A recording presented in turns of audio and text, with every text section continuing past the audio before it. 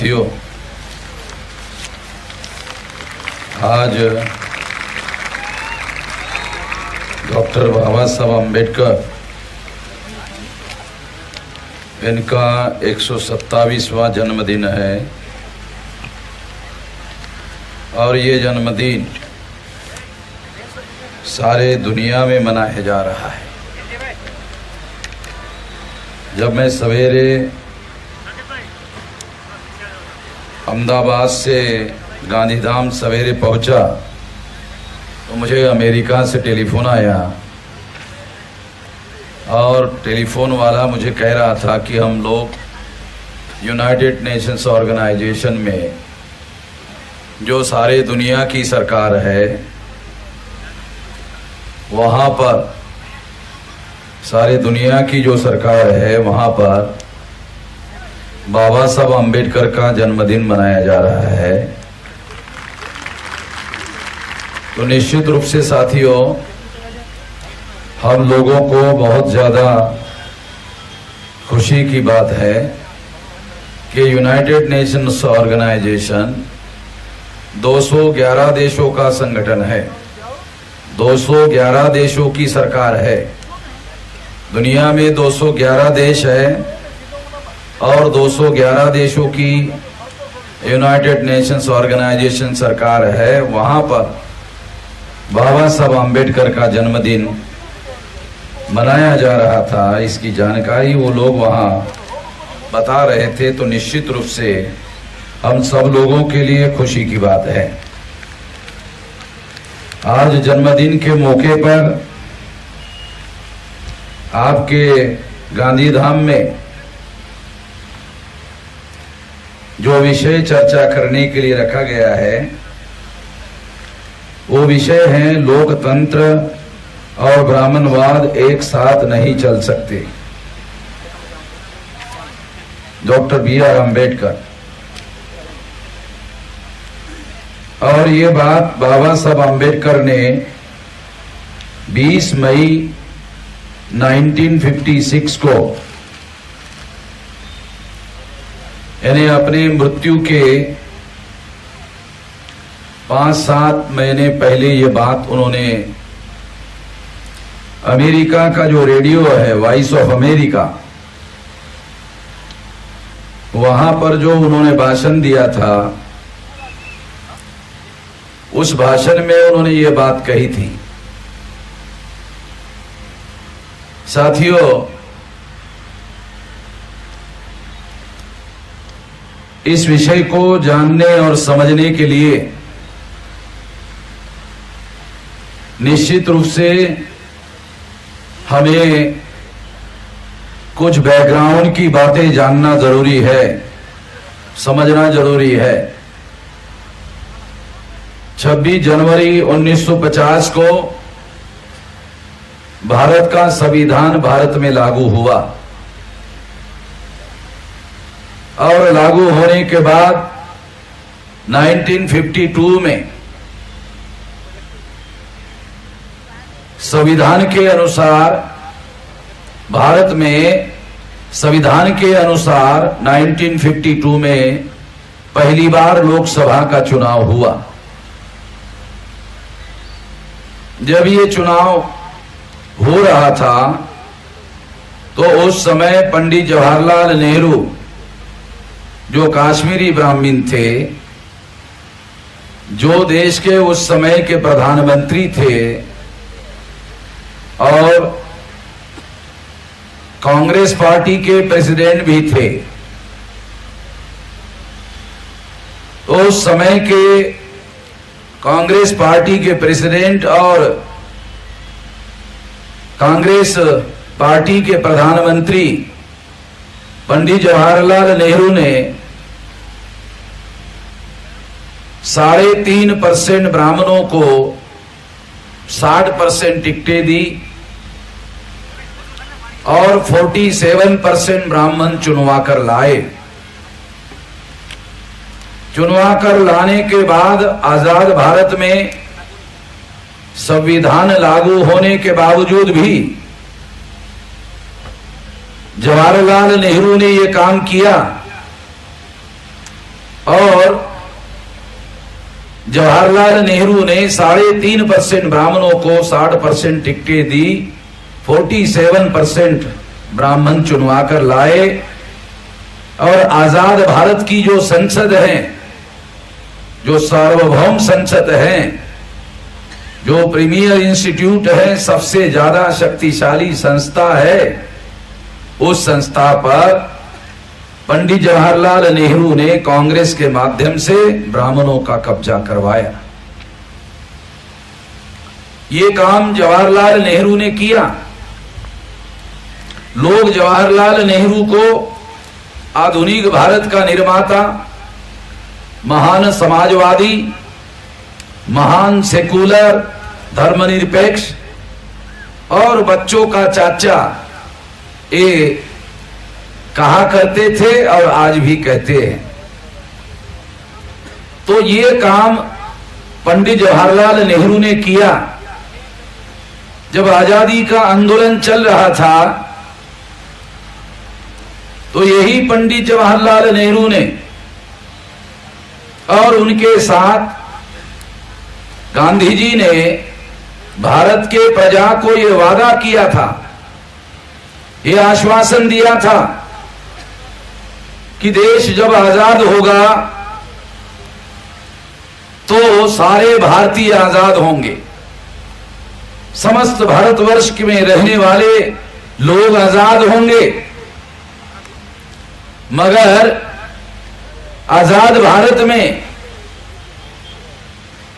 जो आजादी के लिए, आजादी के आंदोलन में शहीद हुए, जो आजादी के आंदोलन में आजादी के लिए मरे, अपनी जान कुर्बान की, जान उत्सर्ग किया,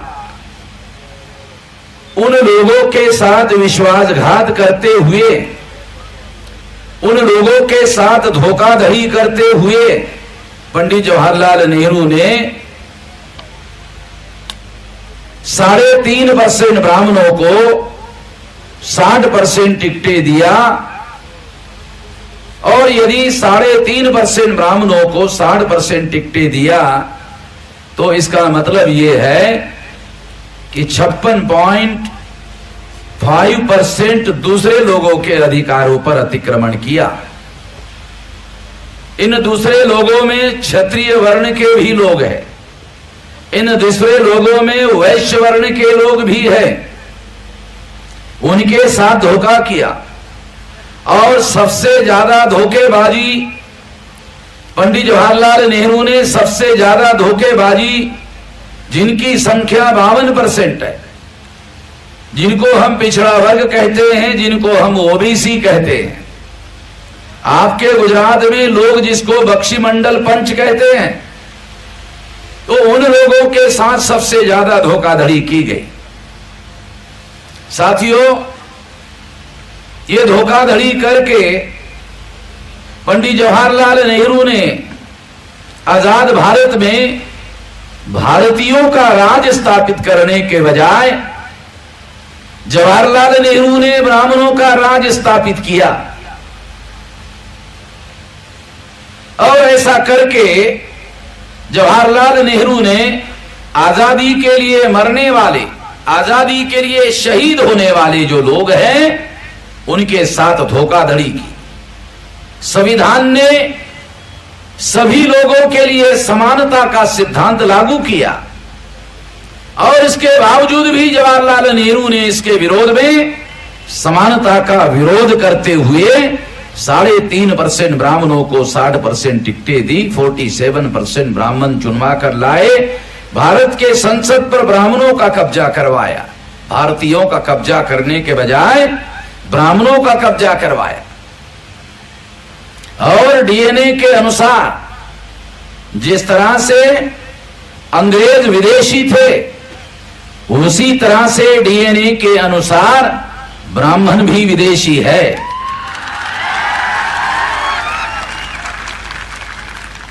ब्राह्मण विदेशी है, ऐसा कहने के बाद आप लोगों ने जो तालियां बजाई, इससे मैं यही अर्थ निकालता हूं कि आप लोग इसके बारे में जानकार हो गए। ब्राह्मणों ने जो अंग्रेज विदेशी थे उनको 15 अगस्त 47 को विदेश में भेजा। हम लोग जो ब्राह्मण हैं उनको विदेश में भेजने वाले नहीं हैं। हम लोग उनको यहीं पर रहने के लिए कहने वाले हैं कि आप यहीं रहो, विदेश में मत जाओ, आप यहीं रहो, केवल भारत के संविधान के अनुसार, कानून के अनुसार यहीं रहो। जो संविधान का कानून है उसके अनुसार यहीं रहो। हम अंग्रेजों की तरह आप लोगों को विदेश में वापस जाने के लिए कहने वाले नहीं हैं। आप यहीं रहो, ये मैं कहने वाला हूं। ये बात तालियां बजाने वालों को अच्छी नहीं लगी होगी, मगर हम लोग उनको यहीं रहने के पक्षधर है। साथियों, ये काम पंडित जवाहरलाल नेहरू ने किया। संविधान के विरोध में जाकर यह काम किया। जवाहरलाल नेहरू ने कानून और संविधान के विरोध में जाकर यह काम किया। बाबा साहब आंबेडकर जीवित थे। बाबा साहब आंबेडकर ने ये सारा डाटा वो जानते थे, पहले से जानते थे। 37 के चुनाव में भी कांग्रेस ने यही किया था। सारे देश भर में जब चुनाव हुआ और जितने राज्यों में कांग्रेस को बहुमत मिला, सारे राज्यों के मुख्यमंत्री कांग्रेस के लोगों ने, गांधी जी ने ब्राह्मणों को बनाया था। ये सारा डाटा है, ये सारी सच्चाई है। और इस सच्चाई को जो मैं कह रहा हूं, कोई हाई कोर्ट और सुप्रीम कोर्ट में भी चुनौती नहीं दे सकता। अगर किसी ने देने की कोशिश की तो मेरे पास सारे डॉक्यूमेंट्री एविडेंस है, वो जज, हाई कोर्ट और सुप्रीम कोर्ट के जज के मुंह पर फेंक के मारूंगा। हम ये लड़ाई लड़ रहे हैं तो हम लोग जानते हैं, हम लोगों को भी डराने की कोशिश होती है। क्या होगा ज्यादा से ज्यादा, हमको गोली मार देंगे, इससे अलावा क्या हो सकता है।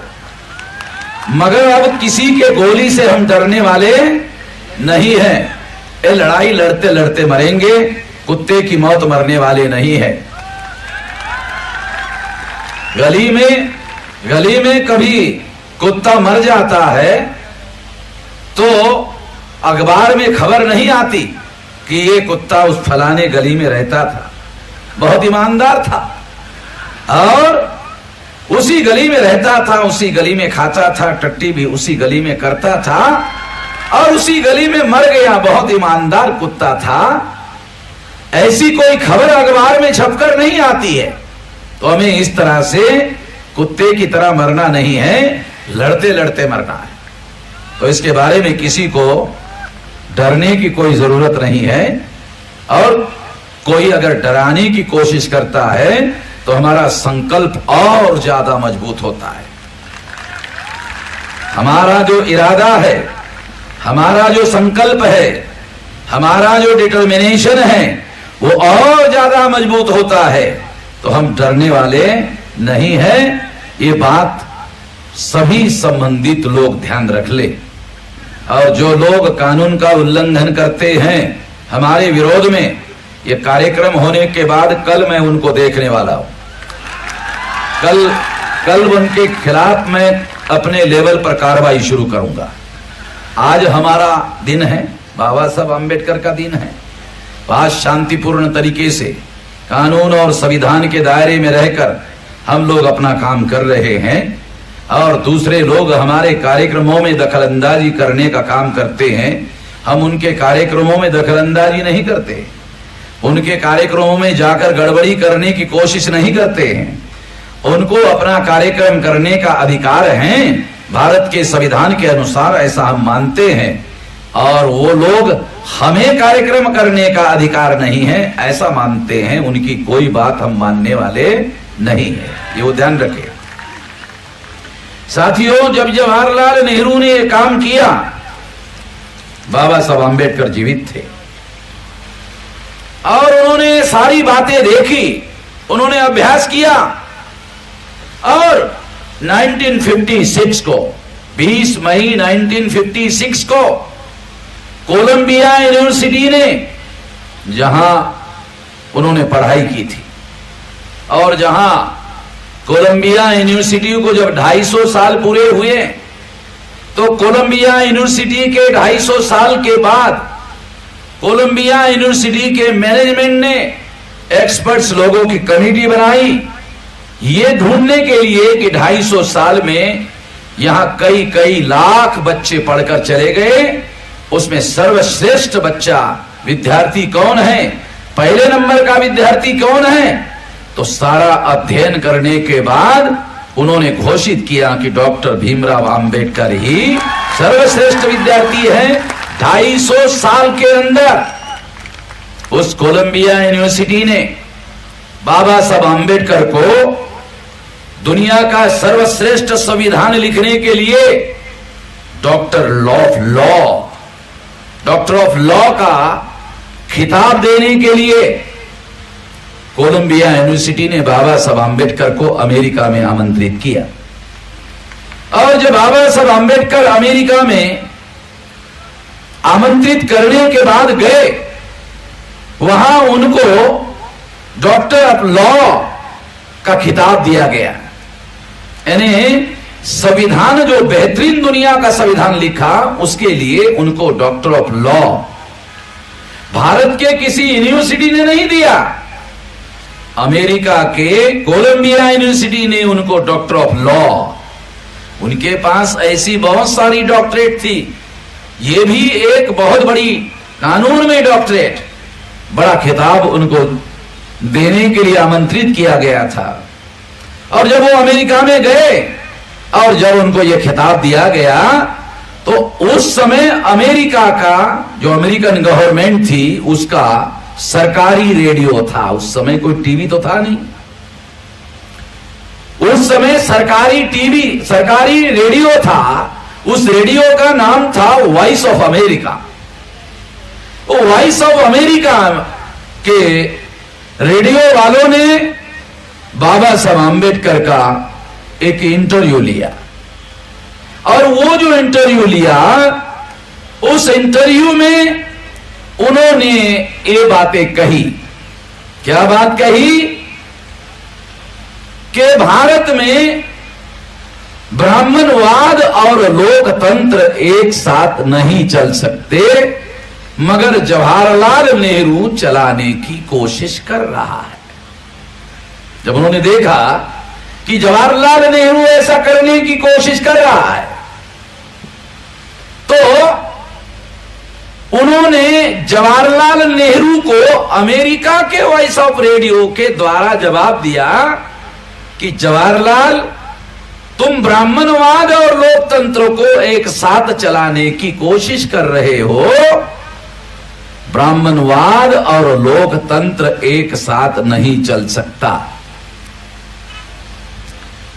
ये बात बाबा साहब अंबेडकर ने वॉइस ऑफ अमेरिका में कही और जब उन्होंने ये बात कही तो स्वाभाविक है कि ये बात किसी साधारण व्यक्ति ने नहीं कही, भारत के संविधान निर्माता उसने कही। इसलिए ये बहुत गंभीर बात थी। इस गंभीर बात को जो बाबा साहब अंबेडकर ने स्टेटमेंट दिया, उस गंभीर बात को आज हमें समझने की जरूरत है, हमें जानने की जरूरत है कि ये बात बाबा साहब अंबेडकर ने क्यों कही। जब उन्होंने ये बात कही तो नया नया लोकतंत्र भारत में लागू हो रहा था, भारत का लोकतंत्र संक्रमणकालीन दौर से गुजर रहा था। ऐसे परिस्थिति में बाबा साहब अंबेडकर ने पंडित जवाहरलाल नेहरू को चेतावनी दी कि तुम ब्राह्मणवाद और लोकतंत्र को साथ साथ में चला रहे हो, दोनों बातें साथ साथ नहीं चलाई जा सकती। और अगर ऐसा करने की तुमने कोशिश की, लोकतंत्र खतरे में पड़ जाएगा और लोकतंत्र खत्म हो जाएगा। इसलिए साथियों, इस बात को समझने के लिए मैं आप लोगों को जो दो सिद्धांत है, एक लोकतंत्र का सिद्धांत है और एक ब्राह्मणवाद का सिद्धांत है। लोकतंत्र क्या कहता है लोकतंत्र कहता है कि लोकतंत्र में जितने नागरिक हैं सारे के सारे नागरिक बराबर है, ऑल आर इक्वल। सारे के सारे नागरिक बराबर है। भारत के संविधान के अनुसार भारत के संविधान ने ब्राह्मणों को ब्राह्मण के तौर पर मान्यता नहीं दी और कहा ब्राह्मण भी भारत के केवल सिटीजन ऑफ इंडिया है। भारत के ब्राह्मण ब्राह्मण नहीं है, भारत के क्षत्रिय क्षत्रिय नहीं है, वैश्य वैश्य नहीं है, शूद्र शूद्र नहीं है, शेड्यूल कास्ट शेड्यूल ट्राइब नहीं है, शेड्यूल ट्राइब नहीं है, नॉमिनेटेड ट्राइब नहीं है। ये सारे के सारे लोग सिटीजन ऑफ इंडिया है, भारत के नागरिक है और सारे के सारे नागरिक कानून के अनुसार सभी के सभी समान है, ऑल आर इक्वल्स, सभी समान है। तो ये जो समानता का सिद्धांत है वो भारत के संविधान ने सभी पहले तो 21 साल के उम्र के व्यक्ति को और बाद में 18 साल के व्यक्ति को सभी को बराबर का वोट का अधिकार बहाल किया। और ये जो बराबरी का वोट का अधिकार बहाल किया, इसके आधार पर भारत में राजनीतिक समानता को लागू कर दिया गया, इक्वेलिटी को लागू कर दिया गया। तो लोकतंत्र का जो मौलिक सिद्धांत है वो मौलिक सिद्धांत है समानता। समानता के आधार पर लोकतंत्र चलता है, ये लोकतंत्र का सिद्धांत है।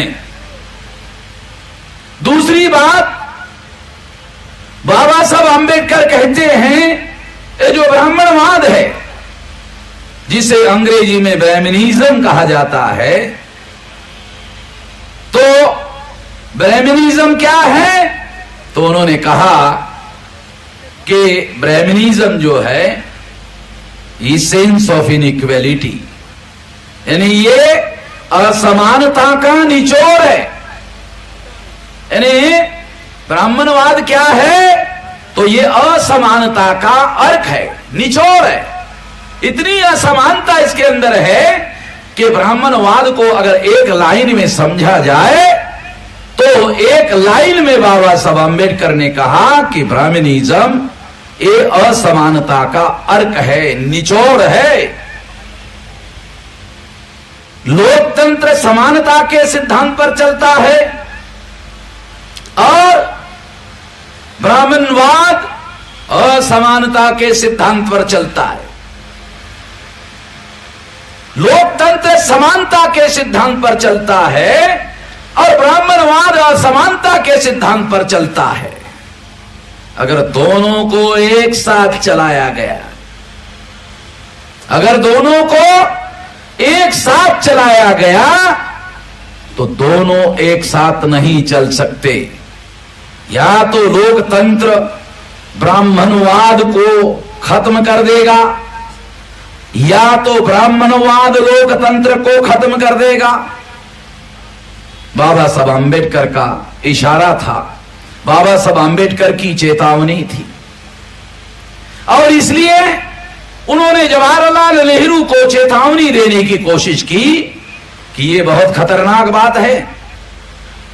आज हम क्या देखते हैं, आज क्या हो रहा है, आज की बात को समझने की कोशिश करो तो बाबा साहब आंबेडकर ने 1956 में जो कहा था उसका पता चलता है।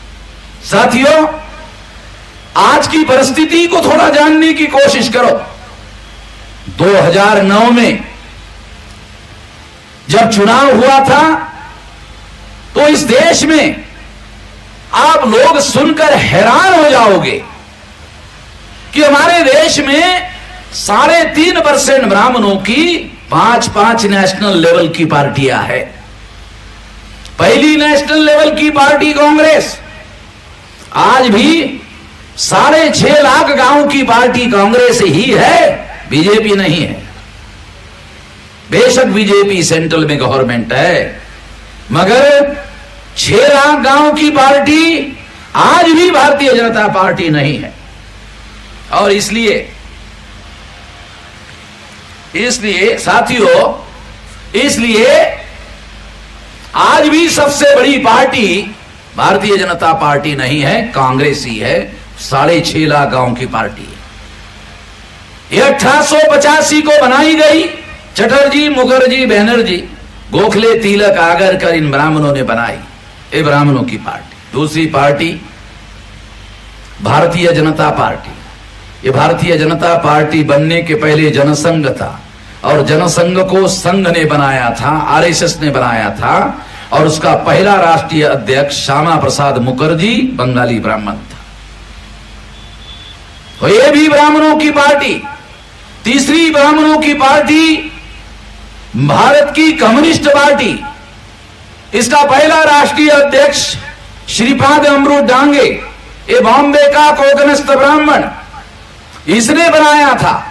ये भी ब्राह्मणों की पार्टी। चौथी ब्राह्मणों की पार्टी मार्क्सवादी कम्युनिस्ट पार्टी।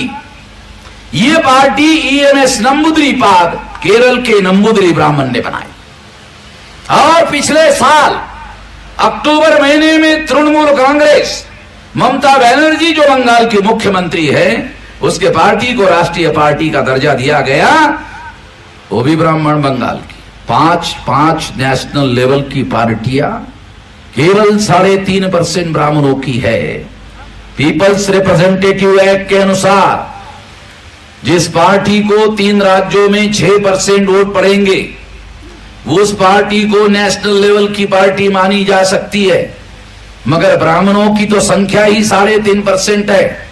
उनके संख्या के आधार पर वो पार्टी एक स्टेट की भी पार्टी नहीं बन सकती, और अगर स्टेट लेवल की भी पार्टी नहीं बन सकती, तो उनकी 5 नेशनल लेवल की पार्टियां है। इससे सिद्ध होता है कि कानून और संविधान के विरोध में जाकर इन्होंने ये सारा षड्यंत्र किया। ऐसा करने में 5 पार्टियां बनाने में कामयाब हुए। मैं आपको 1952 के चुनाव का एक डॉक्यूमेंट्री एविडेंस बताता हूं, और डॉक्यूमेंट्री एविडेंस है कि जब बाबा साहब आंबेडकर 1952 में बॉम्बे में चुनाव लड़ रहे थे, तो काजरोलकर नाम का एक 7वीं फेल आदमी बाबा साहब आंबेडकर के ही संगठन में पहले काम करता था। उसको कांग्रेस ने, नेहरू ने तोड़ा, और उसको बाबा साहब आंबेडकर के चुनाव, उसके विरोध में चुनाव लड़ने के लिए कहा।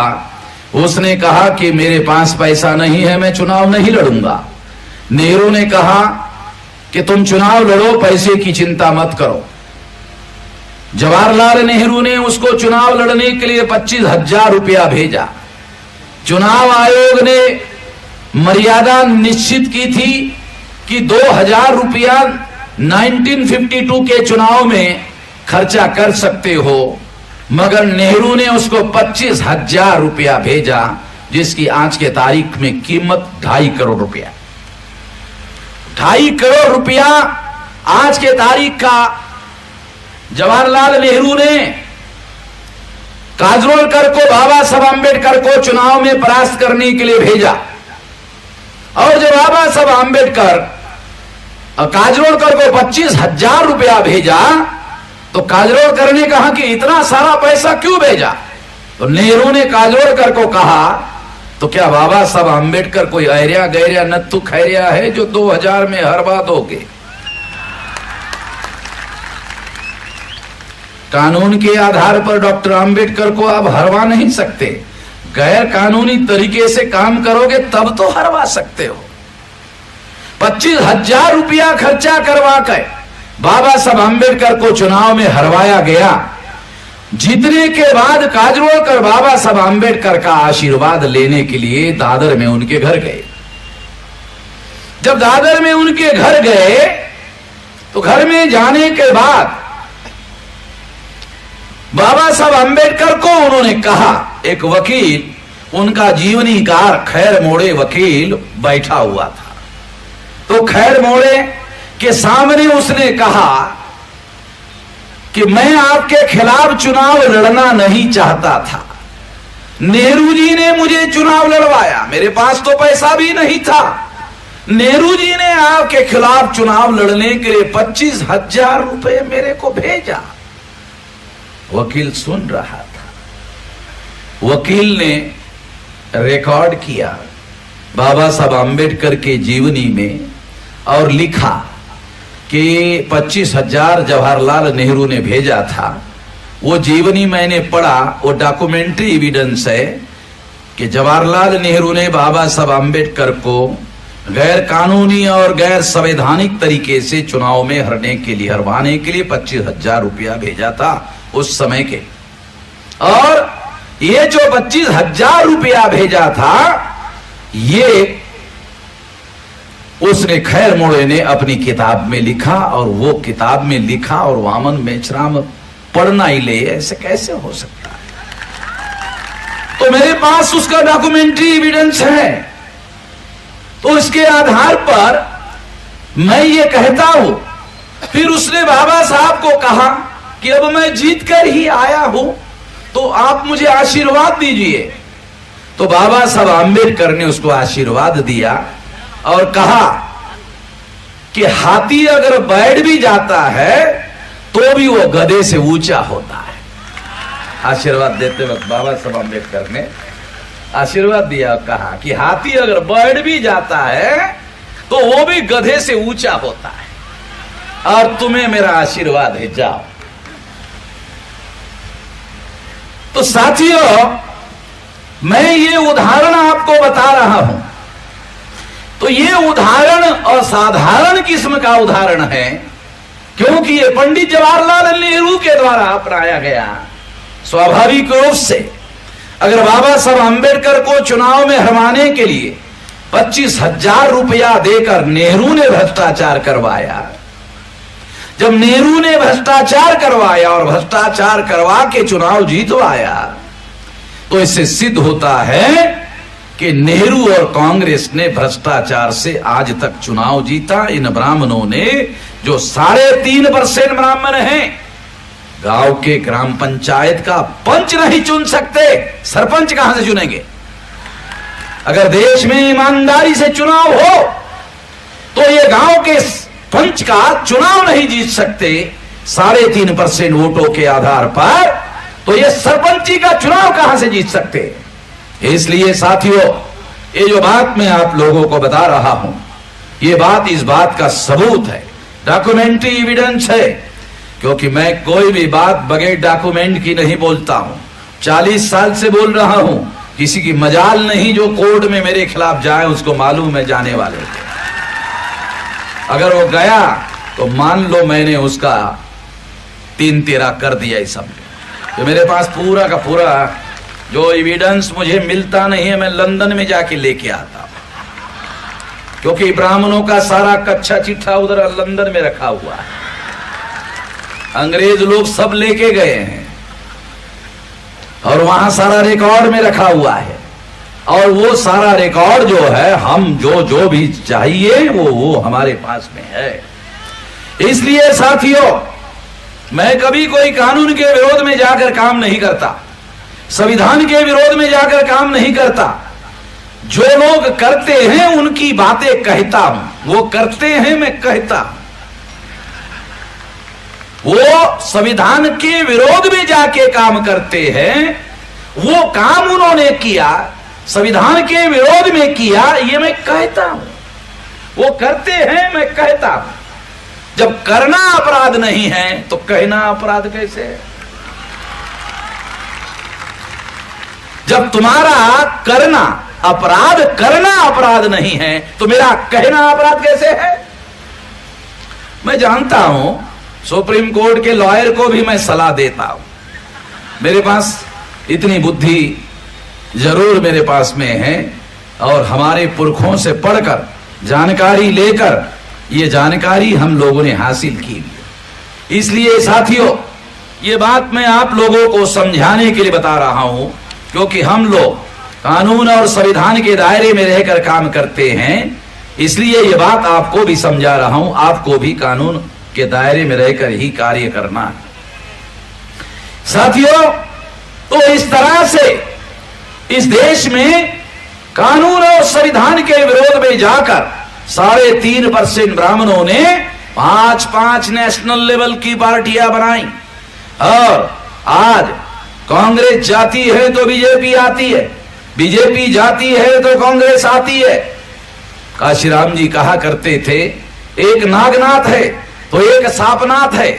नागनाथ जाता है तो सापनाथ आता है, सापनाथ जाता है तो नागनाथ आता है। नागनाथ डसले तो भी मरना तय है, सापनाथ डसले तो भी मरना तय है। इसलिए साथियों, क्योंकि नागनाथ में भी जहर होता है, सापनाथ में भी जहर होता है, इसलिए ये जो लोग हैं, ये जहर वाले लोग हैं, इनकी पार्टियां नेशनल लेवल की है। तो आज 5-5 नेशनल लेवल की पार्टियां इनकी है। इसका मतलब है कि देश पर ब्राह्मणों का राज है, राज्यों में भी ब्राह्मणों का राज है, केंद्र में भी ब्राह्मणों का राज, राज्यों में भी ब्राह्मणों का राज। नीतीश कुमार का ले लो, वो कभी कांग्रेस के समर्थन से मुख्यमंत्री बनता है तो कभी बीजेपी के समर्थन से मुख्यमंत्री बनता है, आइदर और उनका ही कब्जा है। इसलिए ये सारी परिस्थिति मैं आपको समझा रहा हूं। बाबा साहब आंबेडकर ने 1956 को जवाहरलाल नेहरू को चेतावनी दी थी कि ब्राह्मणवाद और लोकतंत्र एक साथ नहीं चला करते हैं, चेतावनी दी थी। आज वही हुआ जो बाबा साहब आंबेडकर ने कहा था, जो चेतावनी बाबा साहब आंबेडकर ने दी थी कि ऐसा नहीं हो सकता। मगर तुम, जवाहरलाल नेहरू को उन्होंने चेतावनी देते हुए कहा कि तुम ऐसा करने की कोशिश कर रहे हो, एक साथ चलाने की कोशिश कर रहे हो, इसका बहुत भयंकर परिणाम निकलेगा। तो आज लोकतंत्र के 4 पिलर हैं। जो देश की संसद है उसमें 2014 के चुनाव में ब्राह्मणों के पार्टी के 411 मेंबर पार्लियामेंट है आउट ऑफ 543। और दूसरी बात, जो लोकतंत्र का दूसरा पिलर है, ये जो संसद है, ये विधायिका है, यहां कानून बनाया जाता है। कानून बनाने के लिए 366 मेंबर चाहिए, 230 मेजोरिटी उनके पास उससे कई ज्यादा है। और कार्यपालिका में IAS, IPS, IRS अधिकारी, इनकी संख्या 79.2% है, ब्राह्मण और तत्सम, तो ये राउंड अबाउट 80% है। और तीसरा जो है जुडिशरी, ये जुडिशरी में 97% ब्राह्मण और तत्सम ऊंचे जाति के लोग हैं। और चौथा जो पिलर है वो मीडिया, 4 प्रकार का मीडिया है। एक है इलेक्ट्रॉनिक मीडिया, ब्राह्मण बनिया का कब्जा। दूसरा है प्रिंट मीडिया, जिसमें अखबार और किताबें छपती है, उस पर भी ब्राह्मण बनिया का कब्जा। तीसरा मीडिया है मुरारी बापू, ट्रेडिशनल मीडिया, मुरारी बापू, आसाराम बापू, डोंगरे महाराज, ओझा महाराज, पाजा महाराज, राजा महाराज, एनियदर महाराज, बरजा कुचा महाराज। सबके नाम लेने से समय बर्बाद करने की जरूरत नहीं है, ये भी उनके ही नियंत्रण में है। और चौथा मीडिया है होकल मीडिया, जैसे मैं माइक से बोल रहा हूं, भारत के मूल निवासी 7,500 बोली भाषा बोलते हैं। जैसे आपकी कच्छी है, ये कच्छी बोली भाषा है, इसकी कोई स्क्रिप्ट नहीं है, इसकी कोई लिपि नहीं है। उसी तरह की 7,500 बोलियां भारत में बोली जाती है, इसको शासन में मान्यता नहीं है।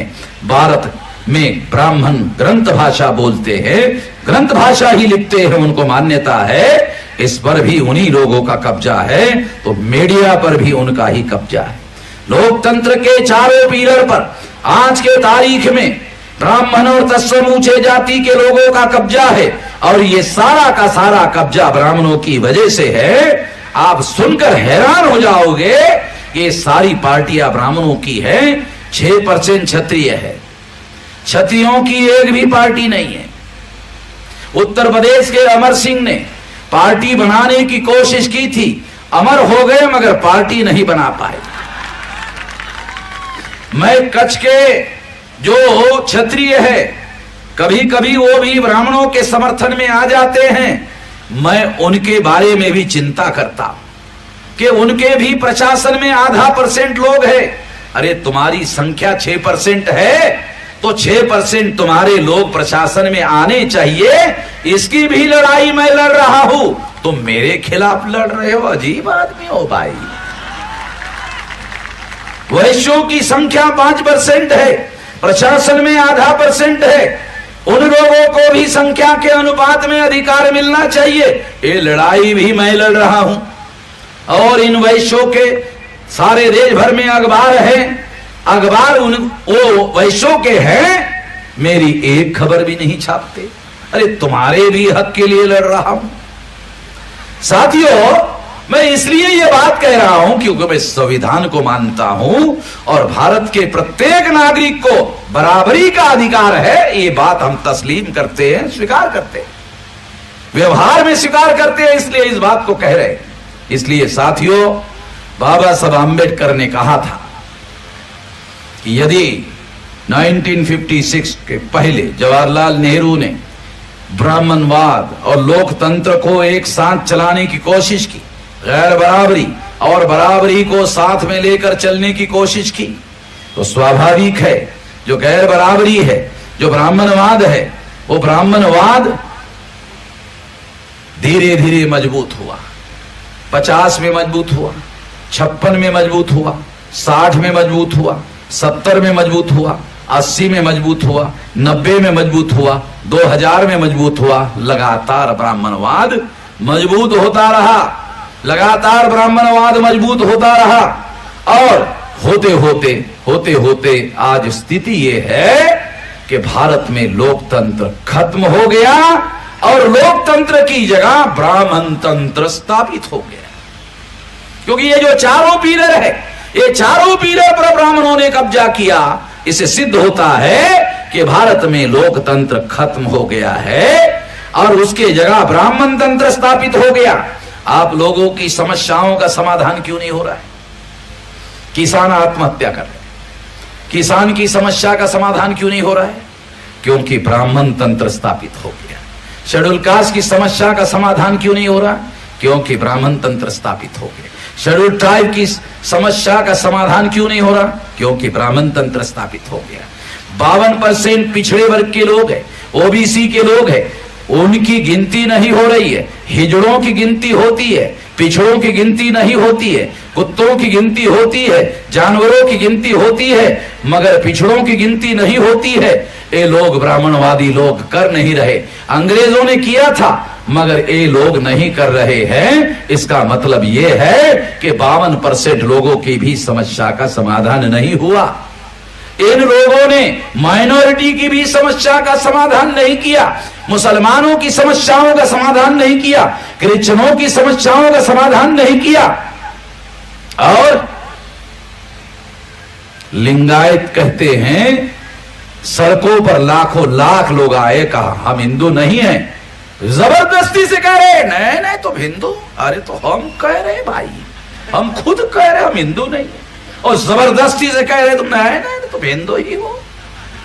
जबरदस्ती गुलाम बनाने का षड्यंत्र चल रहा है। बुद्धिस्ट लोगों का जो गया में मंदिर है उस पर ब्राह्मणों का व्यवस्थापन है। जैन लोग जो है, ये अमित शाह बीजेपी का राष्ट्रीय अध्यक्ष है, जैन है और कहता है हिंदू है। इसको तो अपने को कौन है यही पता नहीं। गुलामी की भी हद होती है, गुलामी की भी हद होती है। अरे तुम धर्म से जैन हो और जैन हिंदू है ही नहीं, फिर भी कहते हो हिंदू है। तो जो सच्चाई है वो बात आपको बता रहा हूं। इसलिए ये सारे लोग जो है ये दुखी है। अगर ये सारे के सारे लोग दुखी है और कोई भी अगर खुश नहीं है, तो सवाल आता है कि ये जो बहुसंख्याक लोग हैं ये दुखी क्यों है? क्योंकि ब्राह्मण तंत्र है, लोकतंत्र नहीं है। अगर लोकतंत्र होता तो लोगों की समस्याओं का समाधान होता। लोकतंत्र खत्म कर दिया गया है।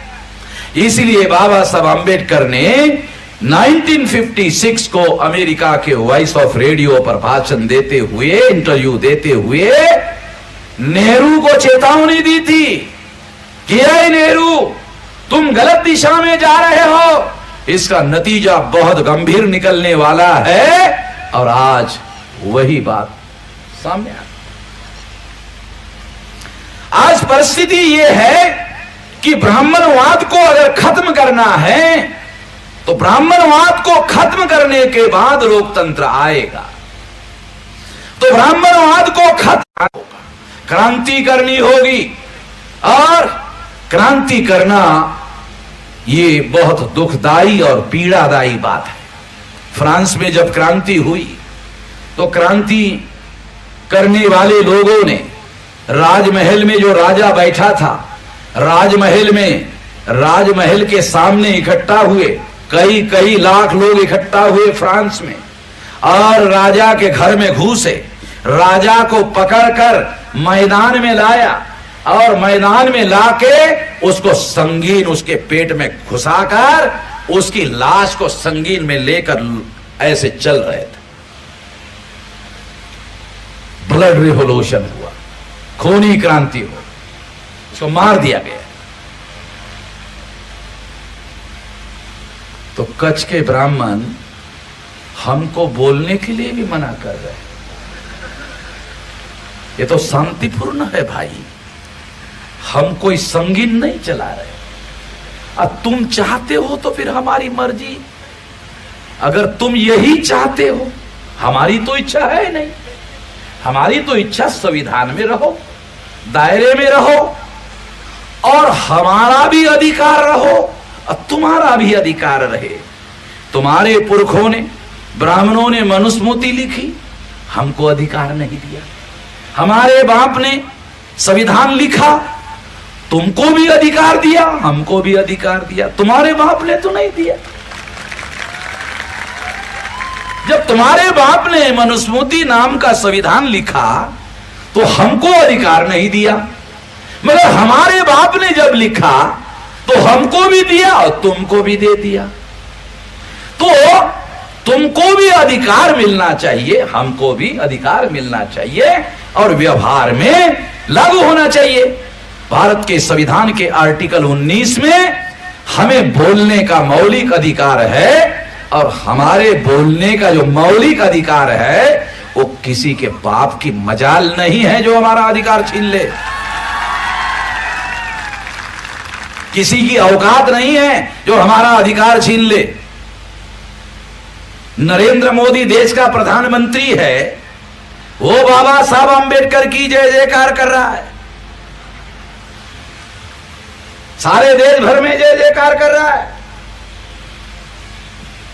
और अपने भाषण में कह रहा है कि बाबा साहब अंबेडकर नहीं होते तो मैं भी प्रधानमंत्री नहीं बनता। अरे मैंने रेडियो पर सुना। तो बाबा साहब अंबेडकर ने कमजोर से कमजोर आदमी को ताकतवर बनाया। अगर प्रधानमंत्री नरेंद्र मोदी हमें बोलने के लिए कच्छ में परमिशन दे रहा है और जो ब्राह्मण है वो मना कर रहे, भारत का प्रधानमंत्री हमको अनुमति दे रहा है और कच्छ के जो ब्राह्मण हैं वो मना कर रहे हैं, तो हम नरेंद्र मोदी को चिट्ठी लिखेंगे, भाई इनका बंदोबस्त करो, इनका बंदोबस्त करो, या फिर हमें कहो कि मेरे बस की बात नहीं है, या तो हमें कहो कि मेरे बस की बात नहीं मेश्राम जी, मैं आपको कच्छ के पुलिस देता हूं, पुलिस की ताकत आपको देता हूं, आप बंदोबस्त कर लो। तो मैं नरेंद्र मोदी को कहूंगा मुझे पुलिस की जरूरत नहीं, मेरे जो मूल निवासी कच्छ के लोग हैं उतनी ही ताकत मुझे बहुत, ज्यादा लोगों की जरूरत नहीं है। और जितना जोर से आपने आवाज निकाला, अगर उतना पेशाब कर दिया ना तो बह जाएंगे, ज्यादा मेहनत करने की जरूरत नहीं रहेगी। हाँ कोई बात नहीं, जहां जाएगा जाएगा, वो उसकी मर्जी है, जहां जाएगा, हमको कोई इतराज थोड़ी है। अगर वो खुद अपनी मर्जी से जहां जाना चाहता है जाए।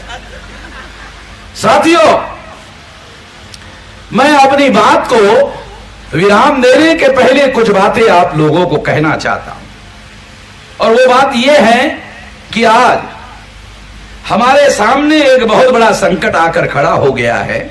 वो संकट ईवीएम मशीन का है, और हमने सुप्रीम कोर्ट में मैंने केस दायर किया था। आपको पहले भी मैंने बताया था 24 अप्रैल 2017 को सारे डॉक्यूमेंट्री, जैसे मैं कहते रहता हूं कि मैं डॉक्यूमेंट्री एविडेंस रखने वाला आदमी, सुप्रीम कोर्ट के जज के सामने मैंने ईवीएम मशीन के विरोध में सारे डॉक्यूमेंट्री एविडेंस दिए, और डॉक्यूमेंट्री एविडेंस देने के बाद सुप्रीम कोर्ट ने मेरे फेवर में जजमेंट दिया ईवीएम मशीन के विरोध में, और कहा 2019 के चुनाव में 100% ईवीएम मशीन के साथ पेपर ट्रेल मशीन, घोटाला पकड़ने वाली मशीन लगाई जाएगी। यह निर्णय सुप्रीम कोर्ट ने मेरे केस में 24 अप्रैल 2017 को दिया।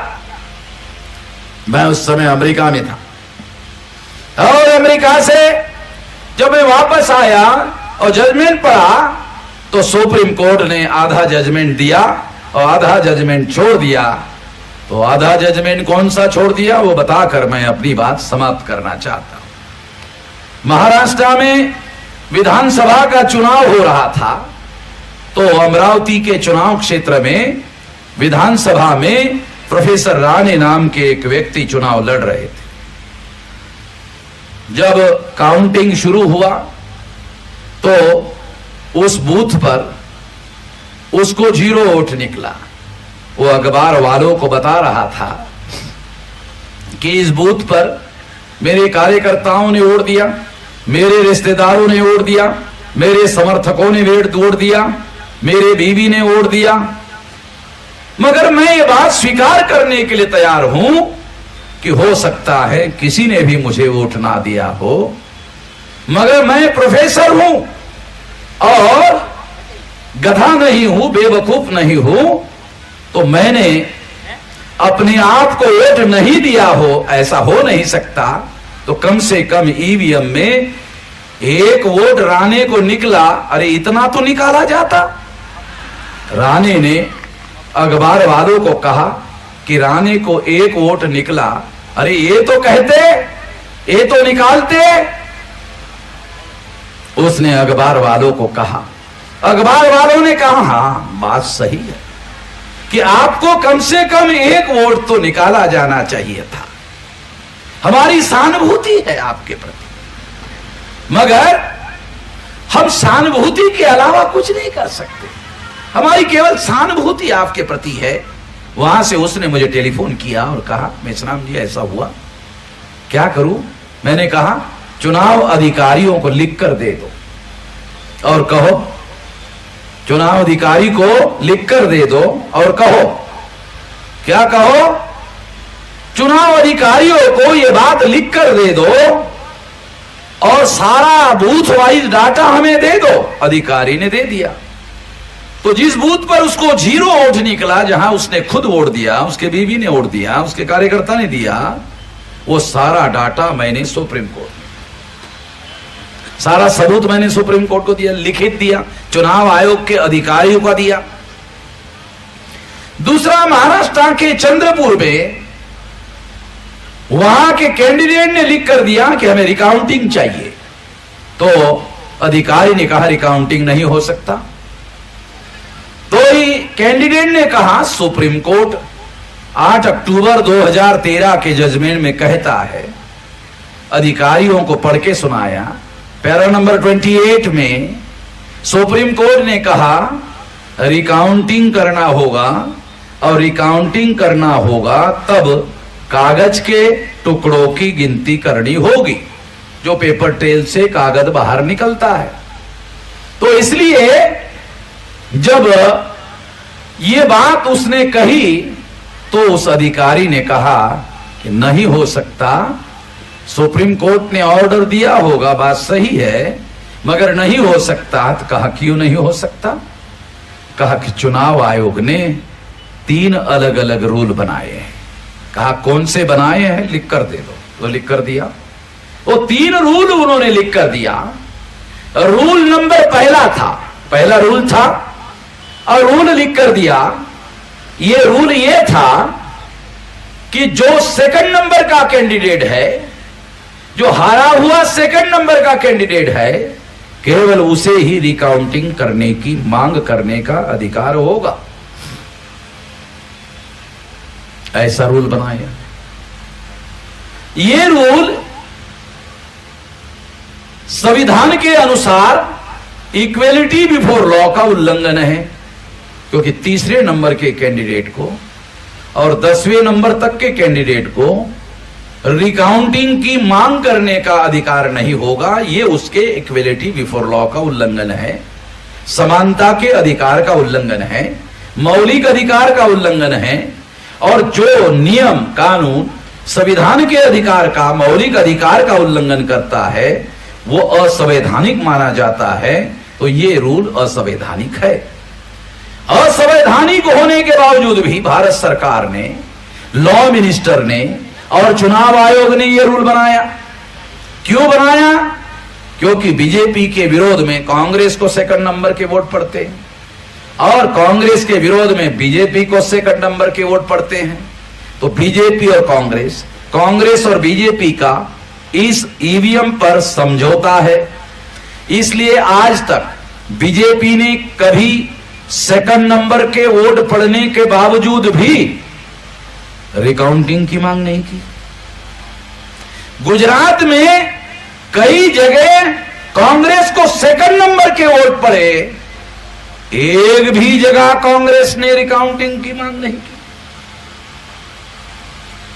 हैरान करने वाली बात, सुप्रीम कोर्ट का लॉयर अभिषेक मनु सिंघवी, जो कांग्रेस का है, रिजल्ट आने के पहले सुप्रीम कोर्ट गया तो जज ने कहा, वकील साहब इतनी भी जल्दी क्या है, रिजल्ट आने दो, आने के बाद सुप्रीम कोर्ट आ जाओ। सुप्रीम कोर्ट ने अभिषेक मनु सिंघवी को, जो कांग्रेस के वकील थे, अभी राज्यसभा के मेंबर है, कि चुनाव गुजरात का होने के बाद कोर्ट में आ जाओ।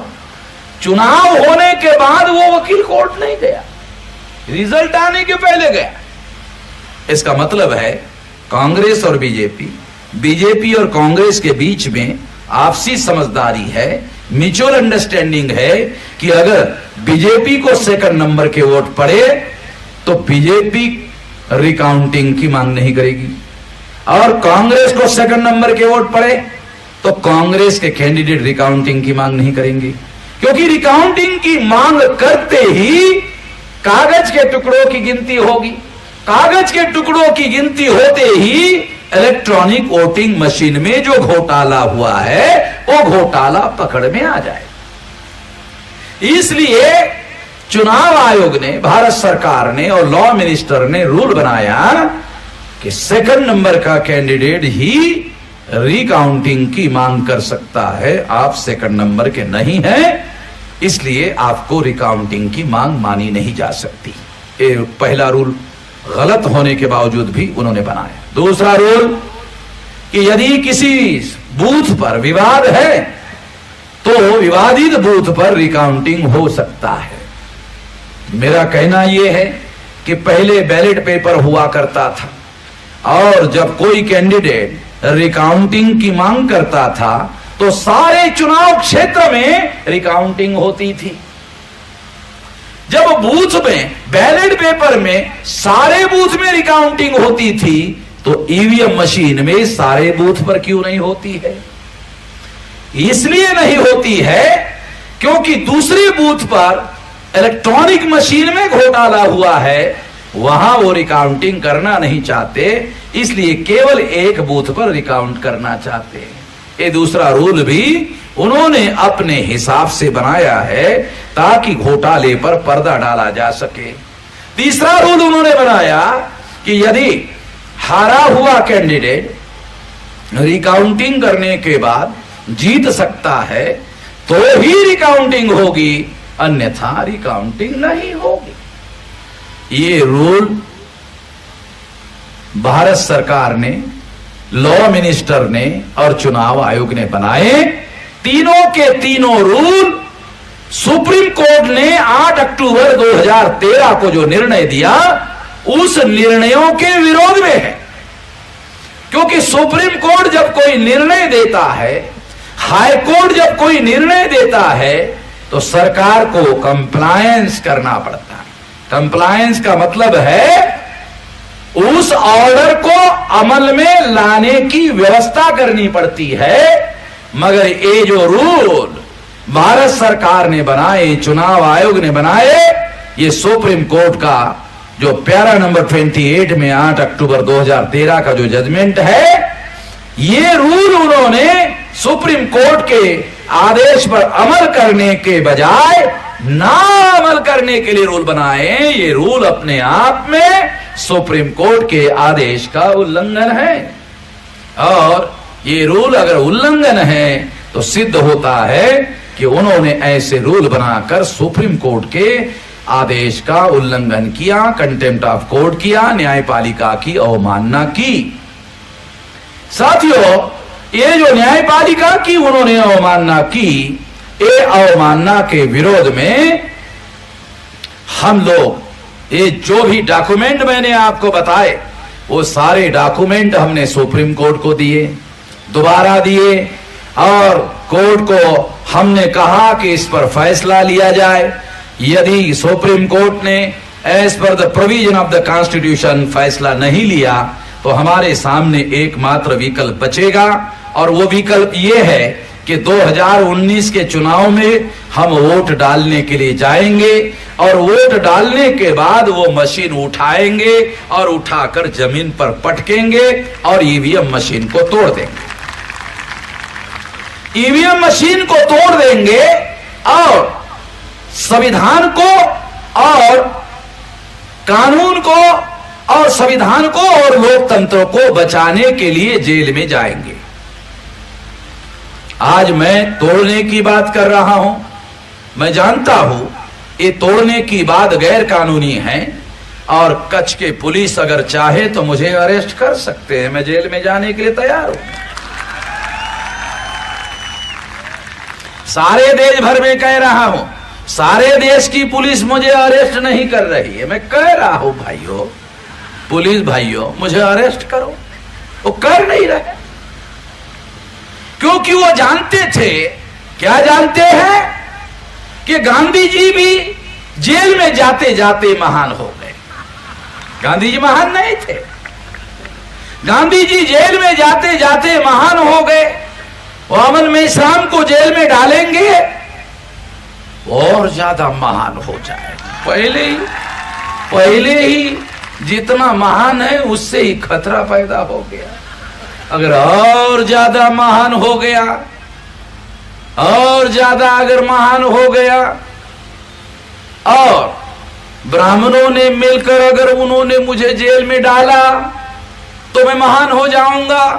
अंग्रेजों ने गांधी जी को जेल में डालते डालते महान बना दिया था। जब गांधी जी महान हो गए और गांधी जी को एहसास हुआ कि मैं महान हो गया हूं, तब उन्होंने कहा, अंग्रेजों भारत छोड़ो। अंग्रेजों कहा भारत छोड़ो। अगर ब्राह्मणों ने अंग्रेजों की तरह मुझे जेल में डाल दिया तो मैं भी महान हो जाऊंगा, और फिर एक दिन मैं भी कहूंगा, ऐ ब्राह्मणों भारत छोड़ो। ब्राह्मणों को मालूम है ये बात, पहले ही मालूम है, इसलिए वो कलेक्टर के पास निवेदन देते हैं, बाकी कुछ करते नहीं है, कागज में केवल निवेदन देते रहते हैं। अब वो निवेदन जो दिया हुआ है उसकी कॉपी कल हम मांगेंगे, और डॉक्यूमेंट्री एविडेंस के आधार पर उनके खिलाफ एट्रोसिटीज का केस दाखिल करेंगे। सुप्रीम कोर्ट कहता है कि सबूत हो तो उसको जरूर जेल में डालो, और उन्होंने लिखित दिया तो सबूत है। सुप्रीम कोर्ट कहता है सबूत है तो जेल में डालो। अब इन्होंने खुद ही लिख कर दिया, इसका मतलब सबूत है। सबूत है तो इनको जेल में डालने के लिए कोई दिक्कत नहीं है, और उनको जेल में डालने से वो महान भी होने वाले नहीं है। उनको जेल में डालने से वो महान भी होने वाले नहीं हैं। तो इसलिए अब साथियों, आने वाले समय में हम लोग लोकतंत्र को बचाने के लिए, संविधान को बचाने के लिए हम ये काम करने वाले हैं। तो क्या आप, जो मैं सारे देश भर में ईवीएम मशीन को तोड़ने के लिए जनमत तैयार कर रहा हूं सारे देश भर में, तो जो लोग कच्छ के ईवीएम मशीन तोड़ने के लिए सहमत है वो हाथ खड़ा कर दे। 100%। अच्छा, 100% है, 100%। तो जब ये हाथ मैं दिसंबर से खड़े करवा रहा हूं तो किसी ने राहुल गांधी को खबर दे दिया कि वामन मेश्राम ईवीएम मशीन के विरोध में हाथ खड़े करवा रहा है। तो दिल्ली में जो राहुल गांधी ने कांग्रेस का महाअधिवेशन लिया, उस अधिवेशन में उसने प्रस्ताव पारित किया कि बैलेट पेपर पर चुनाव होना चाहिए। आप लोगों ने पढ़ा होगा। तो दूसरे दिन मैंने अखबार पढ़ा कि कांग्रेस ने, राहुल गांधी ने बैलेट पेपर पर चुनाव होना चाहिए मांग किया। इसका मतलब है राहुल गांधी और सोनिया गांधी भी मानती है ईवीएम में घोटाला होता है। इसलिए साथियों, उसको लगता है कि अगर ये लोग ऐसे ही हाथ खड़े करवा रहे हैं मेश्राम जी, तो फिर तो 2019 का चुनाव में राहुल गांधी को चुनाव जीतना बहुत संकट में होगा और जितने लोग हाथ खड़े करेंगे वो राहुल का समर्थन करने वाले नहीं है। और इसलिए साथियों कि राहुल गांधी का, जब राहुल गांधी ने रेजोल्यूशन पास किया तो दूसरे दिन नरेंद्र मोदी ने कहा कि हम भी तैयार हैं। तो मैंने सोशल मीडिया में वीडियो रिकॉर्ड किया और कहा कि यदि बैलेट पेपर पर चुनाव होना चाहिए ऐसा राहुल गांधी कहते हैं, यदि राहुल गांधी ईमानदार है, मुझे तो नहीं लगता कि ईमानदार है, यदि ईमानदार है तो बैलेट पेपर पर चुनाव करवाने के लिए राहुल गांधी आंदोलन करे। यदि राहुल गांधी आंदोलन करता है बैलेट पेपर में चुनाव करवाने के लिए, तो वामसेक, भारत मुक्ति मोर्चा, बहुजन क्रांति मोर्चा उस आंदोलन में पूरे संगठन शक्ति के साथ शामिल होगा। मगर राहुल गांधी ने कागज में रेजोल्यूशन पास कर दिया और उस दिन के बाद चुप हो गया। इसका मतलब है कि राहुल गांधी हमारे लोगों के साथ धोखाधड़ी करने का काम कर रहे हैं। उसके बारे में हमको सतर्क रहना चाहिए। और नरेंद्र मोदी को भी समझ में आ गया कि राहुल गांधी लोगों को धोखा देने के लिए रेजोल्यूशन पास किया, तो उसने भी कहा हम भी समर्थन करेंगे। तो इसलिए साथियों, ये बात जो बैलेट पेपर पर चुनाव करवाने की बात कर रहे हैं, वो लोगों का डायवर्शन करना चाहते, दिशा भूल करना चाहते हैं, उन पर यकीन नहीं करना होगा। और हमारे पास अभी दो हथियार है। पहला संवैधानिक अधिकार, कानूनी अधिकार। हमने सारे डॉक्यूमेंट्री एविडेंस सुप्रीम कोर्ट को दिए, क्योंकि हम संविधान को मानते हैं, कानून को मानते हैं, और कानून के आधार पर सुप्रीम कोर्ट ऑर्डर करे और मामला ठीक कर दे। अगर नहीं करते हैं तो फिर हम लोगों को कानून का हाथ लेना पड़ेगा। और कानून हाथ में हम तब लेंगे जब सुप्रीम कोर्ट अपनी संवैधानिक जिम्मेदारी निभाने का काम नहीं करेगा, तब हम ये काम करें।